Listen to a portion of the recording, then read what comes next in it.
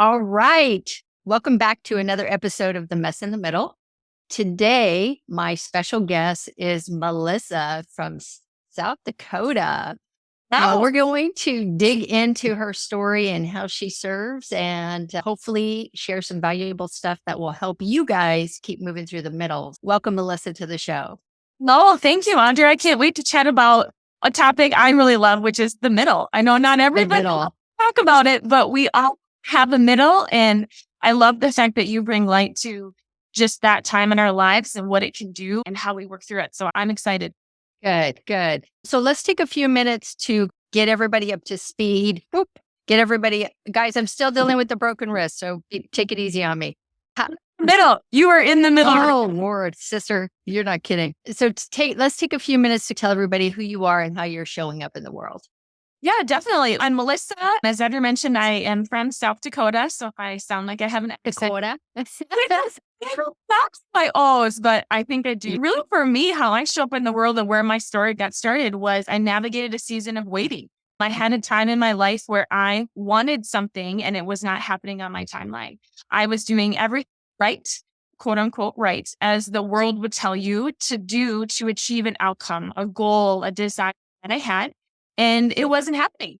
And for me, I finally got to a point where it was just, I knew something had to change because how I was living my life, how I was showing up in the world with my husband, family, friends, wasn't really who I was or how I wanted to show up.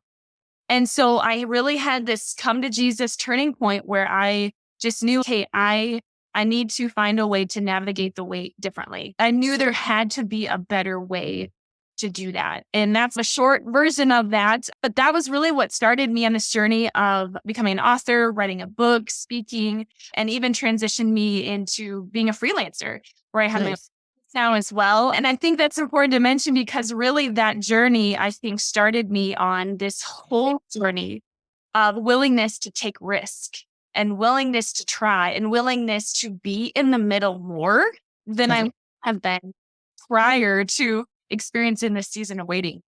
Wow. What a great story. That's a good perspective to have, especially in the beginning here. What did you do before you opened up your own business? Yeah. So I worked full time. So worked in corporate America. You had a job. Okay. Yep. Had a job and really revolved around event planning, marketing, copywriting. Social media was getting big around that time, which seems so weird to say that it was just getting started. Oh, right. So yeah, I did that all before. And I would say that in my personal life and professional life, I had many hills. Well, I had lots of ups and downs in my life prior to this really big mile marker moment. But when I finally reached this, I guess I'd say mountain, that really changed my perspective just on really everything, right? Work, my life, professionally, all of those types of things. So you ended up, I guess the pivot that you made was still with skills that you already had. Did you always think, hey, maybe I should start a business doing this? Or just, I don't know what it is, but I need to explore it? Yeah. It's probably really more the latter. So really for me, what it was, I really was having this conversation with God in this moment of this frustration and anger and bitterness, right? This is just what I kept feeling, being stuck in the middle, right? Like I wasn't making progress, feeling like I was never going to get there. And I finally had a moment where my heart was really open. And instead of crying out and begging, my questions that I was asking him turned to the questions of hope. I felt that shift. And really the question that really shifted everything was, how do I continue living while waiting for my heart's desire? Oh, that's a good one. Wait, let's sit for a second with that one. How do I continue living, but still get focused on achieving your heart's desire? Okay. Yeah. That's nice. How do I keep living while I'm trying to get to that desire or that goal? And that really shifted things for me. And in that moment, I didn't know exactly. So I think that's important to remember for us as owners or entrepreneurs. I didn't know what my 5-year plan looked like. I didn't have it all mapped out after that, but I knew in that moment, this idea of living in the wait, I knew it was bigger than myself. And so things started shifting in my mind and I was becoming more curious about what could this look like? And for me, it really started as a blog. Okay. Big articles. I started a website where I just shared my heart and got traffic with that where people were connecting with me, which is crazy for me all over the world, right? I was sharing my perspective on waiting and how I was navigating things and where we were at personally in this journey. And just that really meshed with my skills. And that was what was really cool is because I've always loved writing. I don't know if any of your listeners here, I journaled all the time growing up. I just wrote down. I still have some of my journals, which is hilarious to look at sometimes, but that skill, it was so cool when I looked back on that, where I was like, I really had been harnessing that skill my whole life, this writing and sharing my thoughts and expressing how I was feeling. And now I just transferred it on a global scale, right? And so my personal, sharing it online. And that really just expanded where the thought came through of how about writing a book? How about sharing this so people can tangibly have something that they can grab? And I've got my book right here where I shared those blog posts and put them in this book as well. And wouldn't say that my goal growing up had been, hey, I'm going to start a business. I'm going to share these deep personal parts of myself with everybody in the world. But life happened and it really shifted my perspective where I decided and I was obedient to following this really big pull that I was having of, you know what, you need to share your story. You need to connect with people. So I feel like that really shifted for me. And then all of a sudden it was like, hey, like this can be a business, right? And I can maybe explore other options for a business as well.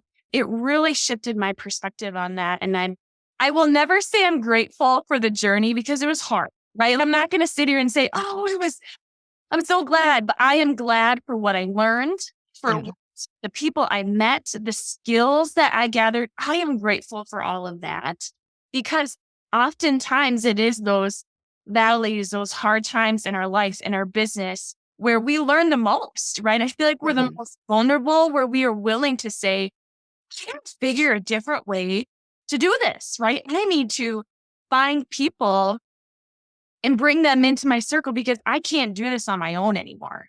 And I think that's an important thing for us to take away is when you're in those moments, yes, you're going to feel frustrated and probably really angry. And I think when you step back and take a couple deep breaths, you can say, okay, how do we work through this? Who can I reach out to? And forge through and almost come out as a different person because of what you've learned and inspired. And then in that middle. And you know what? I think first, that's an amazing story. And like, this is what this business is all about. This is what entrepreneurship is about and how billion-dollar companies get built and just people even smaller than that, just providing for their family and creating beautiful lives for themselves and their people around them. The big takeaway there for me is you push through it. You stopped for a second and said, okay, I'm not in control of this. I need to stop trying to force a triangle in a square because what I'm doing isn't working. And I need to be able to just sit with that for a minute and see what comes. Entrepreneurs I run into all the time, we're forcers, right? We're pushers, we're achievers, we're hard drivers. And we always think, we'll just push through it. Is it a person, a process, a product, something, somebody's going to help me solve this. But sometimes when you've tried all that and you keep forcing and you keep forcing and you don't get any momentum, you can't get through whatever's blocking you. Sometimes you do. You just have to step back and just say, okay, I'm not driving. Regardless if you believe in God or the universe or whatever that your higher power is, you got to just stop for a second because you're missing something. You're not hearing it. You're too focused on getting to achieve whatever's next. And you're missing the whole value of what you're doing to begin with. Yeah. And I think it's so hard because we are a world that is outcome focused, right? I mean, that from a very little age, it's so much about outcome, right? Like how you can talk, how quickly you can walk, how quickly you get to eat solids, right? It's always about this outcome, right? From a very little age. And it's a hard reframe in your mind to not be it. And I'm not saying you shouldn't have goals and desires to work towards, but oftentimes that becomes it, right? Like we have blinders and it's got to be this outcome. It's it. And then we miss or we're unable to step back, as you were saying, and kind of question and become curious of, is that the route I want to take? Or is that where I'm actually being called to lead or show up in the world? But when we're so focused on that outcome, there's so much noise that I think we can't hear what is maybe being shared with us. And one thing that you were mentioning, I think is really important, that I think those times in our lives where we're in the middle, where we are kind of feel stuck, we're waiting. I think a way to reframe it, I like to think of 3 Ps that I think can help reframe it for us, is looking at that time as a time of preparation, protection, and also a time of finding purpose. And so I think though, just when you think about it like that, you can step back and say, okay, so for us, our season of waiting was to have a family. We met infertility. That was what that journey was. Now, I have since had more with my business, starting my business, launching my book. But really, when you step back, it's okay, how am I being prepared? If I'm waiting, if I'm in the middle, how am I being prepared right now? So what skills am I gathering? What connections am I making? What things am I learning? When you pose that question to yourself, I think you'll realize, okay, I am still making progress. Maybe it's not exactly toward my goal, but I am still gaining something, right? You are still having this value that is being added to your life in the middle. And then I think the second one is protection, which I think most of us don't like, because I think we know everything we need, right? So far from it. Right. I know what I need and have the best plans put in place, right timelines. And really that protection is saying, okay, maybe this thing that I'm wanting or desiring to happen today, tomorrow, a month from now, maybe the reason it isn't happening is because if I got that thing right now, it would be a curse in your life and not a blessing. Because maybe you really aren't ready to handle that thing yet, whatever it is. And maybe it's because you need to be prepared before you receive that very thing that you're desiring.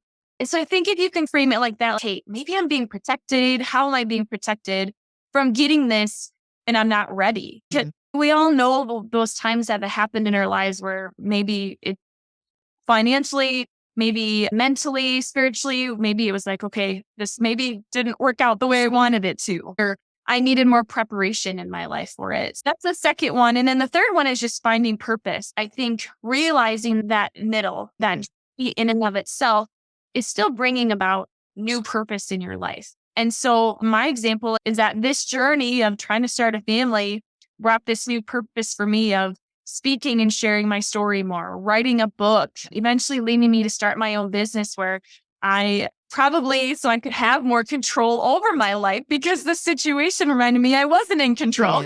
So I know none of those things would have happened without this journey because I wouldn't have been open to it. It would have been, hey, my plan is this. I got pregnant. I have a kid.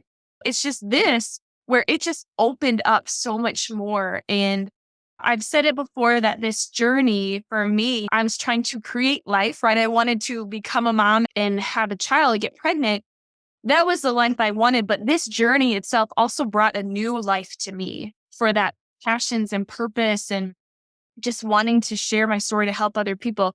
That was new life that was being created for me as well. That, like I said, I never would have imagined or looked for that. So I think that's important to people who are listening to remember that, whether it's a personal, your business, whatever, maybe think of that as preparation, protection, and also still finding purpose in the middle. That's beautiful. There's so many different things that I want to grab a hold of there, but I think a couple of really important ones to focus on is where we start and where we end up are typically not the same place. I'll give you a quick example. My first venture into entrepreneurship, I decided to open up coffee shops. So my first one, I didn't even drink coffee. So I had to learn about coffee from a different perspective. I had to learn about it from science, right? The functionality, what is good coffee, how to make certain kinds of drinks, all that kind of good stuff. So I learned it from that side of it. Now, originally when I opened it, I said I was only going to sell coffee and pastries. That's it. We're going to be a coffee house and whole beans, stuff around coffee and pastries. So I kick off, I open the doors, I start getting some business, but then nothing after 11 o'clock in the morning. And then maybe we'd trickle in a little business at 2 to 3, and that was it. Business was dead. But I opened these up in the community that I grew up in, so I knew a lot of people. So I started asking people, why do I only see you in the morning? Audra, after we have coffee in the morning, you don't sell anything else to get us to come back. We need lunch. We need snacks. We need smoothies. We need desserts. We need other things. And you don't sell any of that. So we don't have any reason to come back and see you. Yeah. So Yeah. it really forced me. I was, like I said, so against expanding the menu. One, because I felt like it was out of my comfort zone. I didn't have the skill to do that. I don't know how to make sandwiches. I know how to make sandwiches, but I don't know how to do it at restaurant scale. And I was like, it's just too big for me right now. Fast forward a couple months, I'm struggling because, again, I'm not capitalizing on the customers that are loyal to me by selling them other things. So I was like, okay, I just got to dig in. And so I'm a research person, right? I go out, I gather all the data, I come back and put together a plan, and then I launch. So went out, did all my sandwich research, soups and salads, all that kind of stuff, came back, started offering lunch, started offering smoothies, started offering live music, started doing events. 6 months later, I opened up my second store. But I resisted that because it was too big for me at the time. Yep. And then once I just said, I know how to do research. I started this from nothing. I'll figure it out. I know how to ask questions. I don't need to know the answer, or I don't have to know it ahead of time. I'm just learning this and giving myself a little bit of grace to be able to say, it doesn't matter that you have 2 college degrees. It doesn't matter that you have children. It doesn't matter that you've opened your first store. You're still doing something that you've never done before, and it's okay to not know how to do it. So it was getting me to a place where I could say, okay, it's okay. Go ask some questions. Somebody will tell you the answer. Somebody a few steps ahead of you will figure it out. Now, mind you, this was in 1998, 2000 timeframe. So we didn't have the internet. We didn't have all the resources we have now. You actually had to go out and talk to people and to get it done. But once I became open to that, things just started flowing again. But it's getting to that place of, I don't want to say just giving up, but you've got to be able to put the boundaries down, put the control down, put the limited beliefs down, and just say, show me what to do. Yeah. And you will be shown, and the path will start again, and the momentum will start again, and you'll be able to move your business to whatever that next level looks like. Yeah. But we don't know that starting this. So I think important, and in all fairness, I've experienced this numerous times over the last 20 years, all within different businesses. I'll get to a place you plateau off. You've got to step back and just say, okay, I don't know what I look like at this next level. So I need to slow down enough to be open to let it show itself as to what it's going to be next. And it will evolve, and trust the system. Yeah. Oh, definitely. And one thing you said, I think, was you had a willingness. Like, other people couldn't force you to decide to expand. You had to come to that own point on yourself, right? Like, you had to have realization. And I think that's an important part for people who will have a business or want to start a business, is that it will be on a different timeline, right? Yeah. Like, someone else could have maybe done that 2 months before you, but that wasn't your story, really that growth journey that you were going to experience. That's different. Right. And I think understanding too that it's okay to have that middle, have that weight.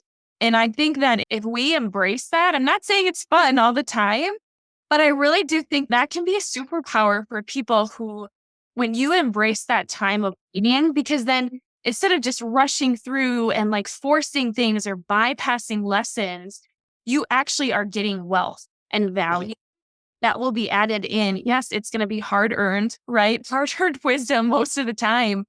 But I think that's what then can propel you forward even more, because I think as much as we want to look at the world around us because we're so inundated with stories because of the internet, I feel like a lot of our journeys are long games. It's the long game, right? It's actually get the success and the growth and the joy, right? Joy from you than just the short game, right? I think we want to play that. I would rather play that myself, because then you get what you want quicker, quote unquote.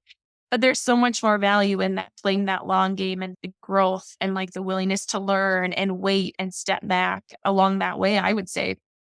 It's definitely not easy. And like I said, it's almost a conflict in personality because we're drivers, right? We want to get stuff done. We're looking for results. We're measuring, we're trying to grow and scale. And then you tell us to wait. So it is very difficult. But if you can recognize it's not a negative thing, it's to be able to continue, almost take it like you're an all-star player on a sports team and you always start. But if they keep you out there and pushing you through the whole game, you'll start to see diminished returns of your efforts. You've got to come out and sit on the bench for a minute, one, to let other players play, but two, to regain why you're an all-star to begin with. And if we don't take those kind of breaks as an entrepreneur, the universe will make you take those breaks.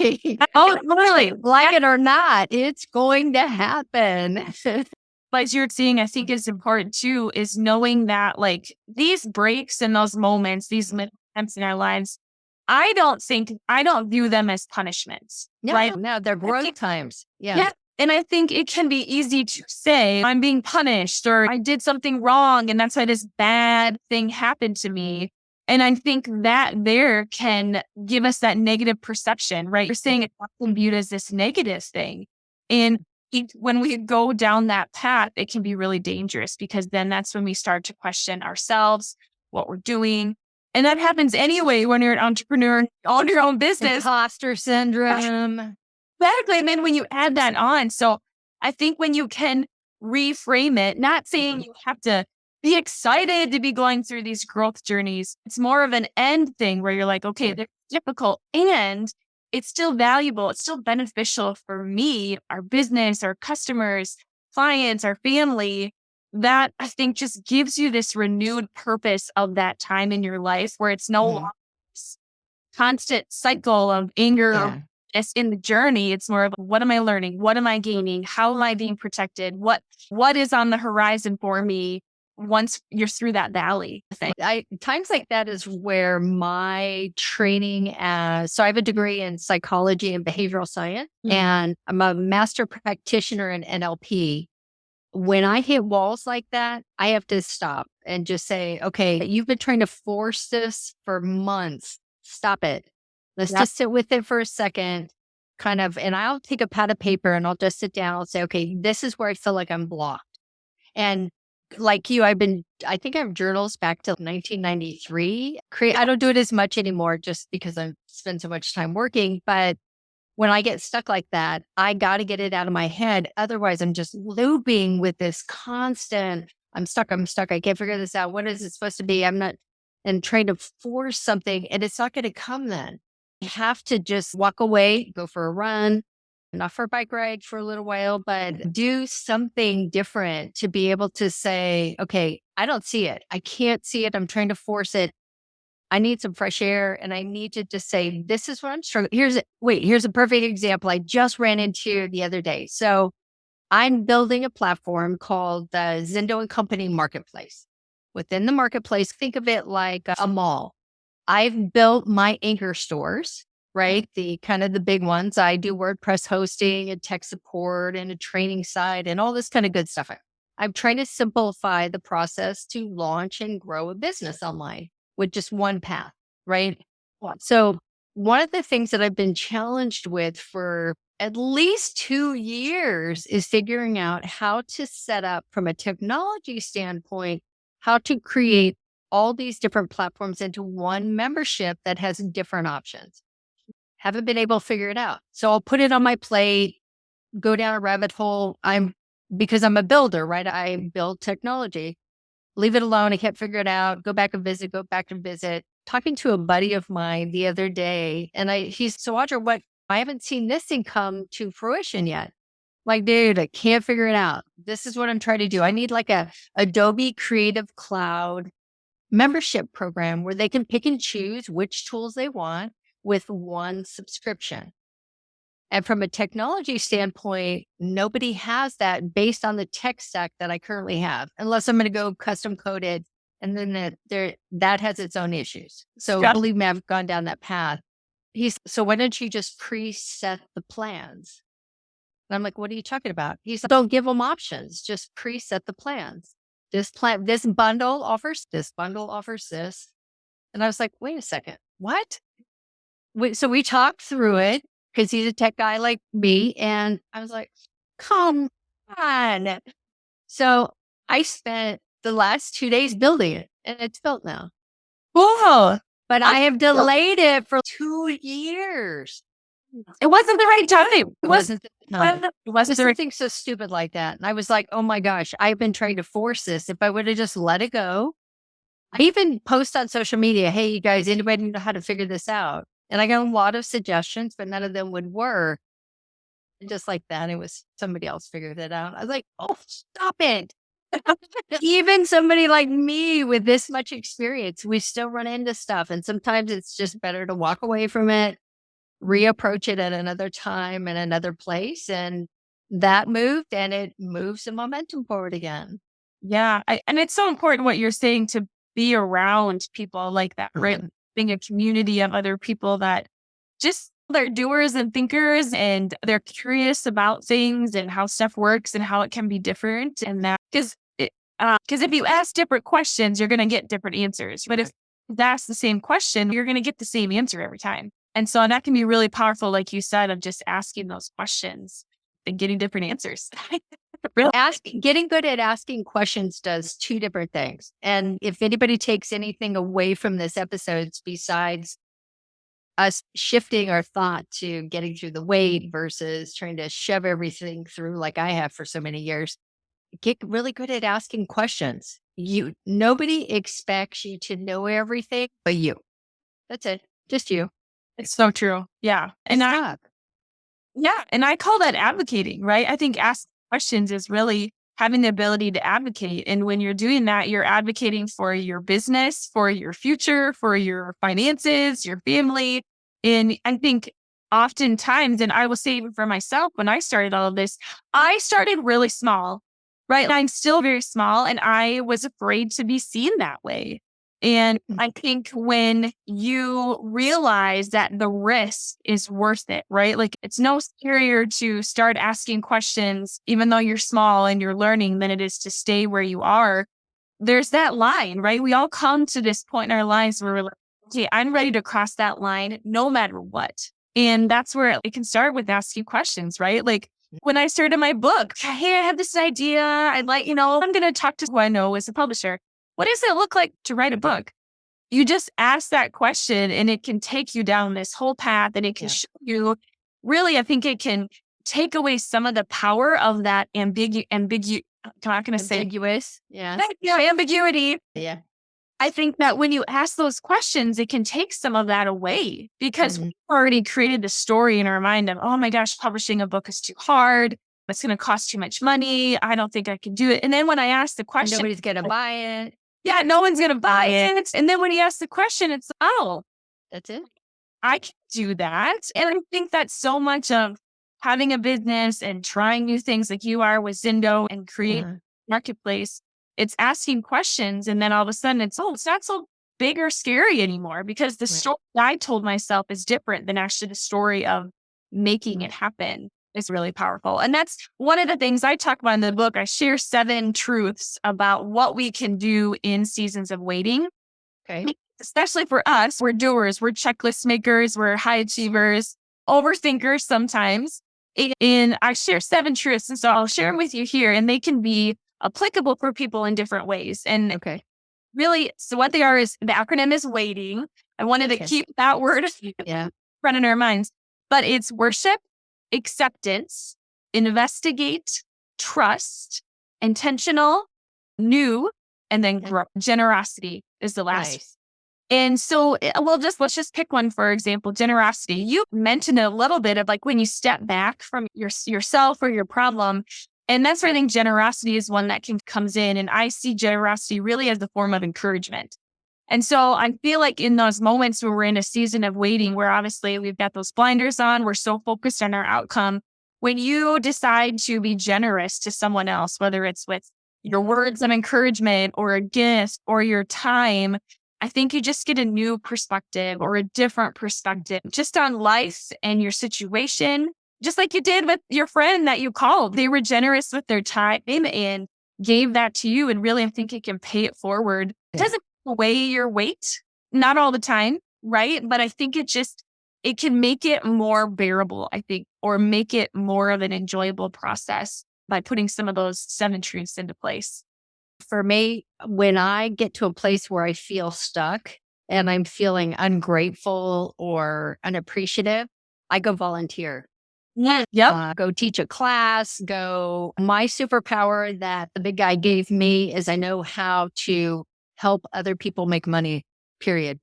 I Yeah. mean, that systems and processes and building and infrastructure, that is my superpower and simplifying all that for people. So when I get stuck, I go and I share that for other people that are stuck. I'm involved in the entrepreneur community and I'll go teach a class, say on getting started with video.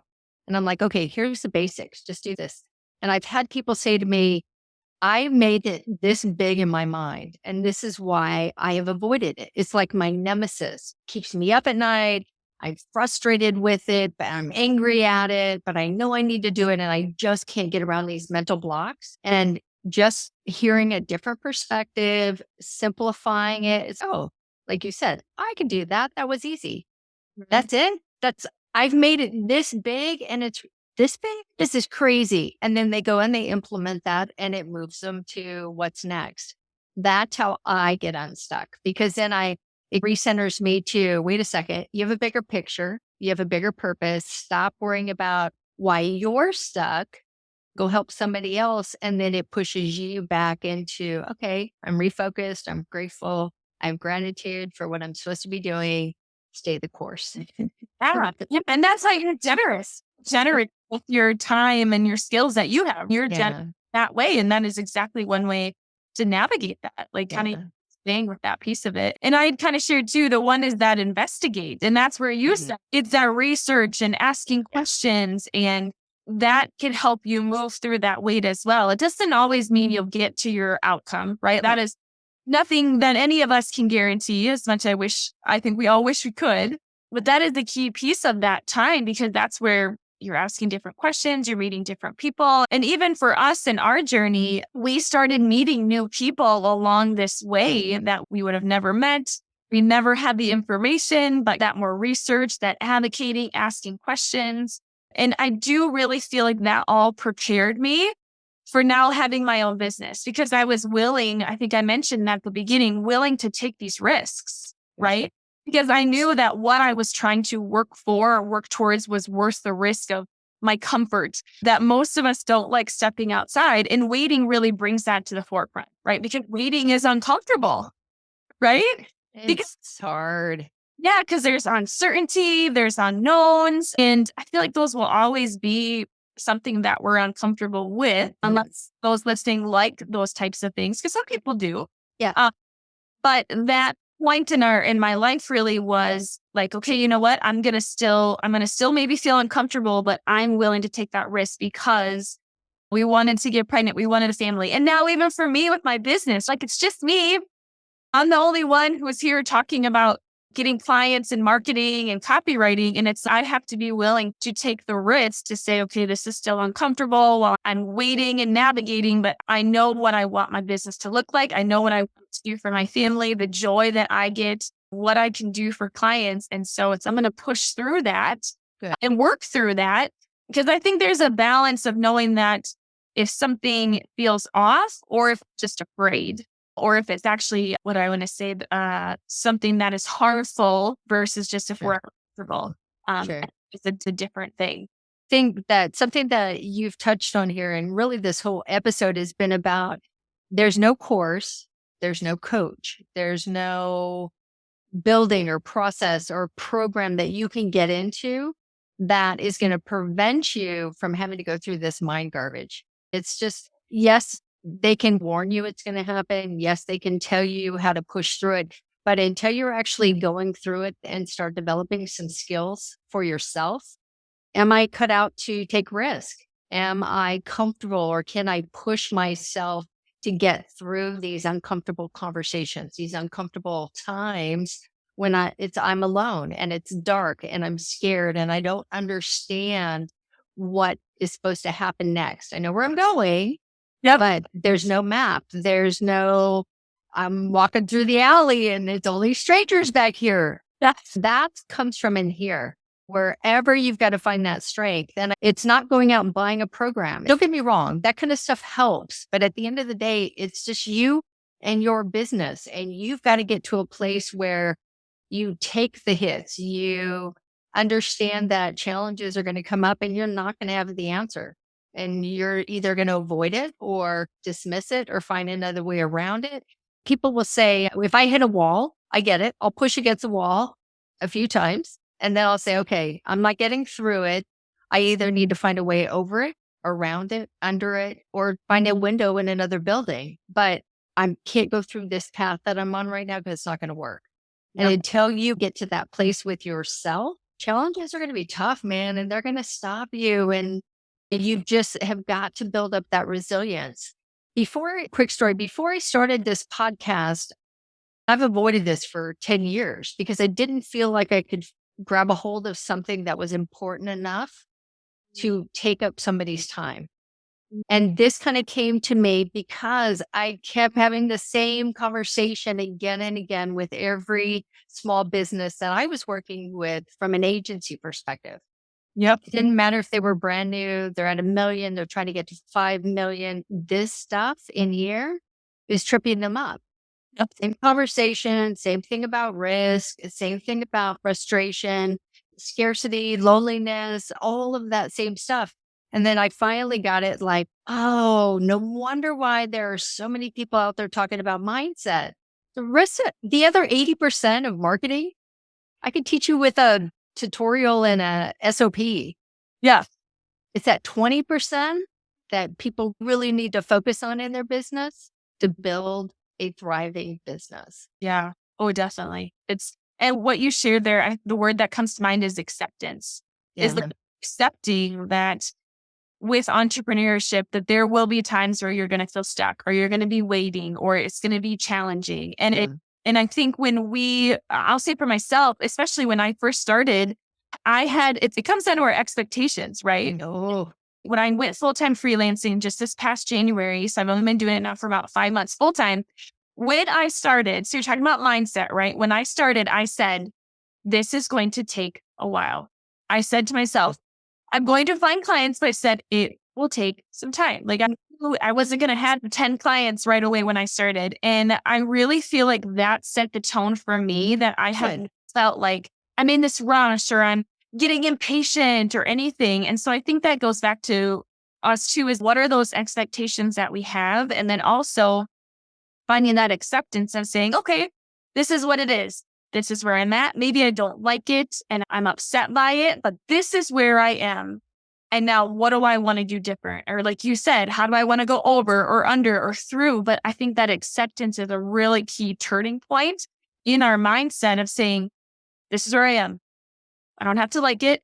I can be unhappy about it. I can be frustrated about how I got here. yeah. Okay.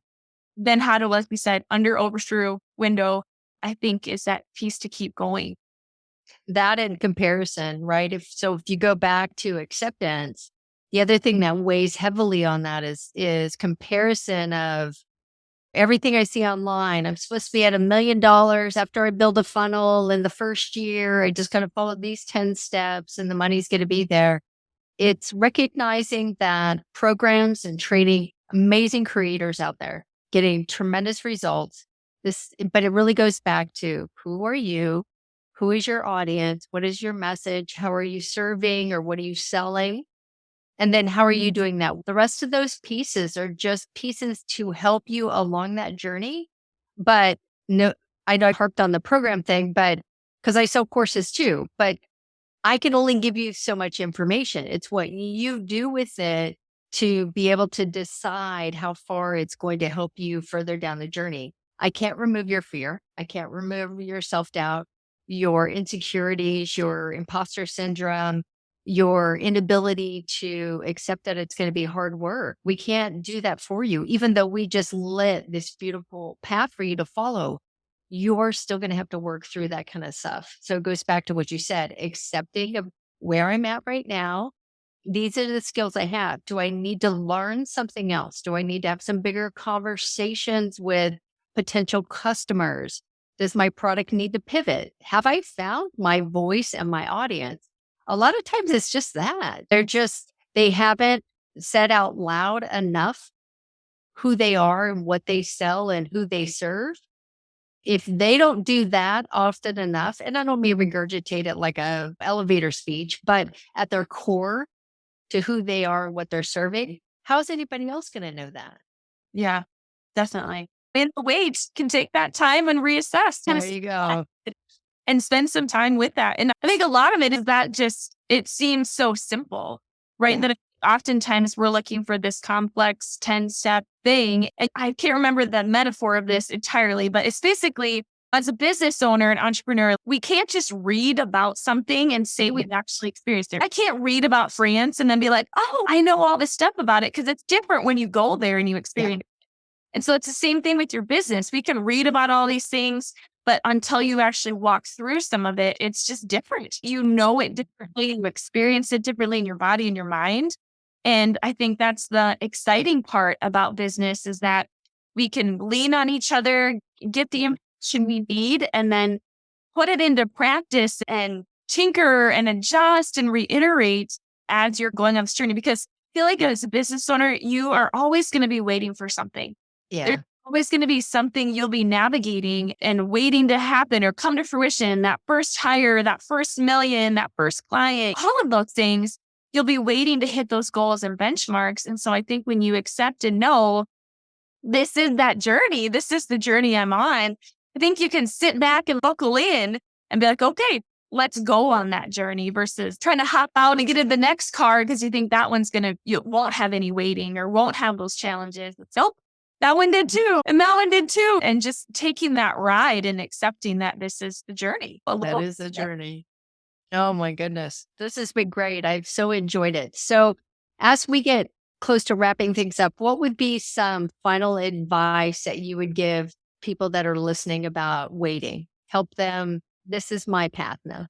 Yeah. The one thing I really like to tell people is that whatever you are waiting for, it matters. So we've talked a lot about business, but I know that affects a lot of things in our life. So whatever you're waiting for, it matters. It is something that you are wanting and desiring. And so you talked about comparison. Whatever it is, right? It's yours and it matters to you, whether you think it's a big thing or a little thing compared to Audra's or mine. It's yours and it matters. And I think it's important to just know that, because I think that helps you through all those things: acceptance, validation of just what it is that you're desiring, and can help you work through or move through what those next steps are with that. So I think that's the first thing that I would say. And then the last thing is just that waiting is something that we all experience in our lives, right? We don't get to pick or choose the things we wait for, or how long they are going to wait, but we do get to choose how we walk through them. That's really what Living in the Wait, my book, when I started my blog, is really all about, is like how we walk through those times in our lives. And that is something that we do get to control. And so I would just remind those listening that if you are going through a season of waiting right now, personally, professionally, whatever it is, yes, you didn't pick it, you didn't choose it, you didn't want it, but you can shift and reframe, as I talked about, those 3 Ps of preparation, protection, and purpose. Use that as you navigate it to make the wait really a better process, and something that when you look back on, you find that there is still joy, there's still fulfillment, there's still peace, contentment, even as you were walking through it. That's what I. Oh, it's beautiful. It's beautiful. I can't add anything to that. Melissa, thank you so much for being here today. It's been a pleasure. Thank you, Audra. I really appreciate your time. Yeah. All right, you guys, you heard her. Be patient. Maybe not even be patient. Be present in the wait and keep moving through the middle.